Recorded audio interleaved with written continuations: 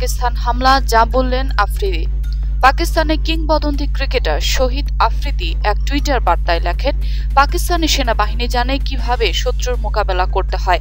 পাকিস্তান একটি শান্তিপূর্ণ প্রেমময় জাতি। আমাদের প্রধানমন্ত্রী ইমরান খানও যুদ্ধ চান না। দুই দেশের সঙ্গে সংলাপের মাধ্যমেই সমাধান সম্ভব। 14 ফেব্রুয়ারি ভারত নিয়ন্ত্রিত কাশ্মীরে পুলওয়ামায় আত্মঘাতী গাড়ি বোমা বিস্ফোরণে ভারতের 40 জনেরও বেশি জওয়ান নিহত হয়। পাকিস্তান ভিত্তিক জঙ্গি সংগঠন জইশ-ই-মোহাম্মদ এই হামলার দায় স্বীকার করে। পরপরই প্রতিবেশী দুই দেশের মধ্যে উত্তেজনা ছড়িয়ে পড়ে। এই ঘটনার পর পাকিস্তানে হামলা চালায় ভারত। পাকিস্তানে আকাশসীমায় ঢোকার দুই ভারতীয় বিমান ভূপাতিত করার দাবি করেছে পাকিস্তান। এই সময় ভারতীয় বিমান বাহিনীর দুই পাইলটকে আটক করে পাক সেনারা।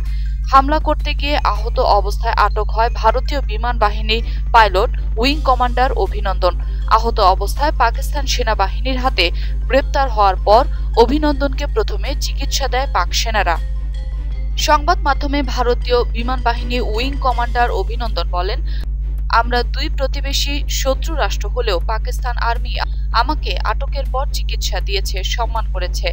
পাক সেনারা খুবই ভদ্রলোক। আমি মনে করি পাকিস্তান আর্মি থেকে আমাদের ব্যবহার শেখার আছে। অভিনন্দন আরো বলেন, যারা পাকিস্তান সেনাদের বদনাম করেন তারা না জেনে করেন।